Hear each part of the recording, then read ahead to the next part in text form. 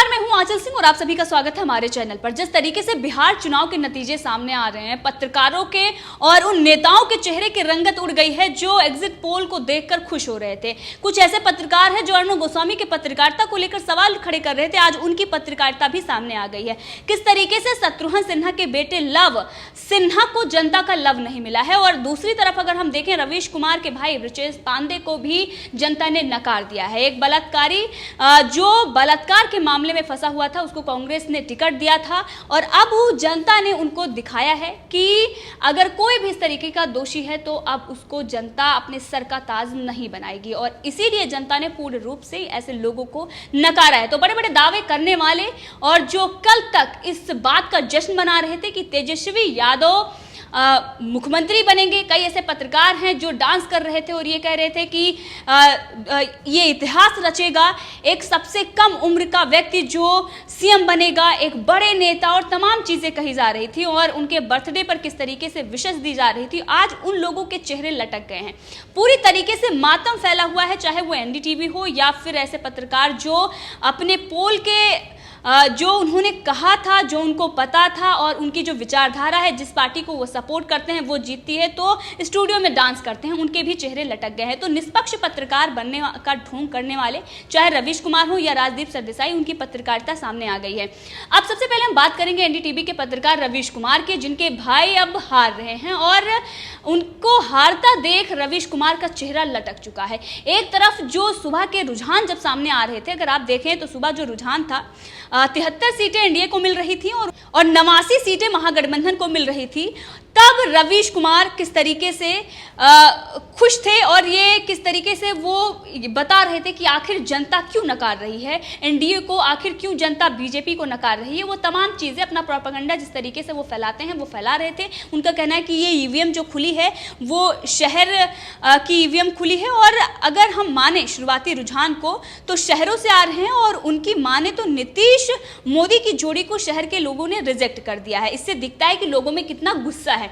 अच्छा, जब प्रधानमंत्री नरेंद्र मोदी और नीतीश कुमार की जो जोड़ी है, जब शुरुआती रुझान आ रहे थे तब आपने कहा कि कितना जनता में गुस्सा है, लेकिन जैसे ही रुझान बदलते हैं वैसे ही जनता तो जिसको वोट करती है और जिस तरीके से जो वोट मिल रहे हैं वो प्रधानमंत्री नरेंद्र मोदी के खाते में जा रहे हैं और मोदी जी को ही मिल रहा है। तो ये जिस तरीके से उनके शब्द बदल रहे हैं, जिस तरीके से उनका फेस का एक्सप्रेशन बदल रहा है, अब इस पर लोग मजे भी ले रहे हैं एनडीटीवी और इसके साथ ही, क्योंकि एनडीटीवी पर जिस तरीके से मातम फैला हुआ है और वहाँ पर ईवीएम का ठीकरा फोड़ा जा रहा है। बहुत सारे ऐसे पत्रकार हैं, बहुत सारे ऐसे नेता हैं, जब उन्होंने बड़े बड़े दावे किए थे और जब जनता ने उनके दावों को नकार दिया है तब उनको ये लग रहा है कि अब कुछ नहीं बचा तो ईवीएम का ही ठीकरा फोड़ लिया जाए। अब जब लोग पैराशूट जो नेता हैं आए थे और उन्होंने ये सोचा था कि अब हम बिहार में चुनाव लड़ेंगे और उसके बाद हम सीधा मुख्यमंत्री बन जाएंगे, ना हमने कोई काम किया है, जंगल राज जब हमारे पिताजी का शासनकाल था तो जंगल राज था, और बहुत सारे ऐसे और भी नेता हैं प्रिया टाइप के जो हैं, उन लोगों को ये लगा था कि हाँ यहाँ पर जीत होगी। लेकिन जब उनको अपनी असलियत पता चली कि कितने वोट उनको मिले हैं, उसके बाद उन्होंने कहा कि ईवीएम हैक हो गई है। अब ईवीएम हैक हो गई है ये बात हम अलग से रखेंगे, लेकिन पहले हम बात कर रहे हैं एनडीटीवी के पत्रकार, उनके भाई, इसके साथ ही शत्रुघ्न सिन्हा के बेटे लव सिन्हा की। सोनाक्षी सिन्हा हो या शत्रुघ्न सिन्हा हो या फिर उनके बेटे हों, जिस तरीके की उनकी विचारधारा रही है, जिस तरीके की बयानबाजी रही है, जो कुछ भी उन्होंने किया है जनता आज उनको दिखा रही है और आज उनको समझ में आना चाहिए। चाहे सोनाक्षी सिन्हा हो जिन्होंने सोशल मीडिया छोड़ दिया था क्योंकि जनता उनको ट्रोल कर रही थी, उनका ये कहना था, जबकि जनता उनको सच्चाई दिखा रही थी।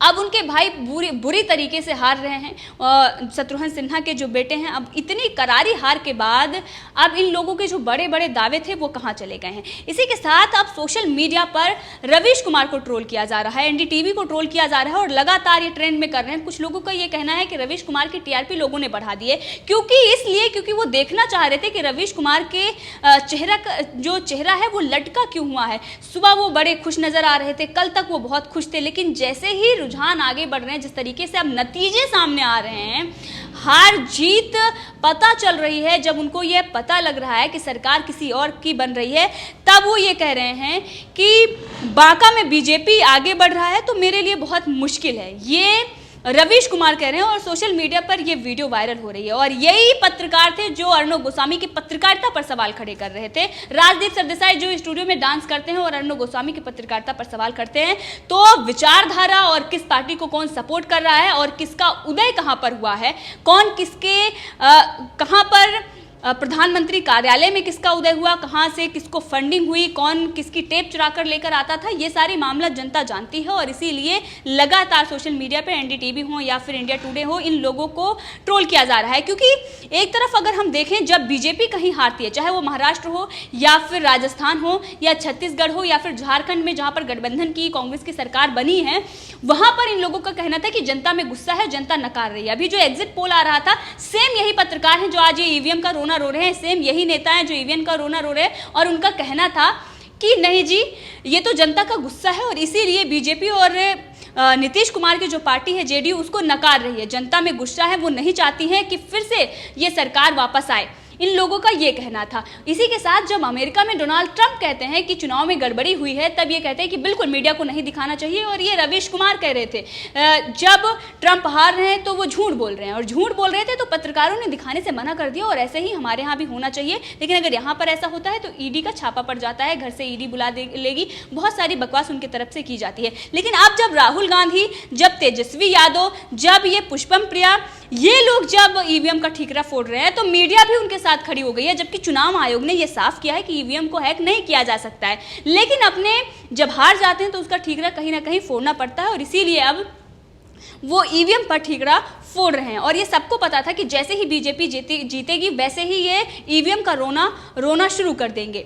इसी के साथ अगर आपको बताएं तो जनता में इस बात को लेकर बहुत ज़्यादा उत्सुकता है कि ब्रजेश पांडे और लव सिन्हा का क्या हुआ। सबसे पहले हम आपको बता दें कि क्रांतिकारी पत्रकार रवीश कुमार जी के जो भाई हैं, जिनको कांग्रेस ने टिकट दिया था, जिनके ऊपर रेप का मामला चल रहा है, वो पूरी तरीके से उनकी करारी हार हो रही है। और इसीलिए एनडीटीवी मातम मना रहा है, इसीलिए वो अब कहेगा कि डर का माहौल है, इसीलिए लोकतंत्र अब खतरे में आएगा। रिपब्लिक भारत पर जिस तरीके से अटैक हुआ, एक पत्रकार को जो जिस तरीके से अत्याचार उन पर हुए, वो लोकतंत्र के लिए खतरा नहीं था, वो पत्रकार ही नहीं थे, क्योंकि रवीश कुमार से उनकी विचारधारा मेल नहीं खाती थी। अब ये अपने भाई के लिए कुछ बोलेंगे और जिस तरीके से ये कह रहे हैं कि बांका में बीजेपी जीत रही है और ये तो मेरे लिए बहुत मुश्किल होगी, तो ये दिल की बात है जो जुमा पर आ गई है, ये लगातार सामने आ रहा है। और जनता इसको अगर हम देखें तो सबसे ज़्यादा बिहार चुनाव है, प्रधानमंत्री नरेंद्र मोदी, गृह मंत्री अमित शाह और बाकी जो पार्टियां हैं, उनसे ज़्यादा अगर कोई ट्रेंड में है तो एनडीटीवी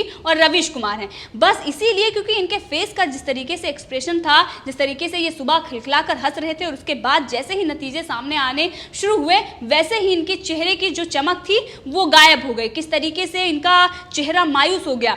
आप यहां तक कि लोग कह रहे हैं कि बाकी चैनलों को देखने की जरूरत नहीं है, सिर्फ रवीश कुमार का फेस देख लीजिए और आपको पता चल जाएगा कि नतीजे क्या आ रहे हैं, किसकी सरकार बिहार में बन रही है और कौन हार रहा है। यहां तक भी लोग कह रहे हैं। इसी के साथ अगर हम बात करें तो चुनाव आयोग ने जिस तरीके से कहा है कि ईवीएम से छेड़छाड़ नहीं हो सकती है और चुनाव आयोग पर इस तरीके से जो सवाल खड़े किए जा रहे हैं, ये सरासर गलत हैं।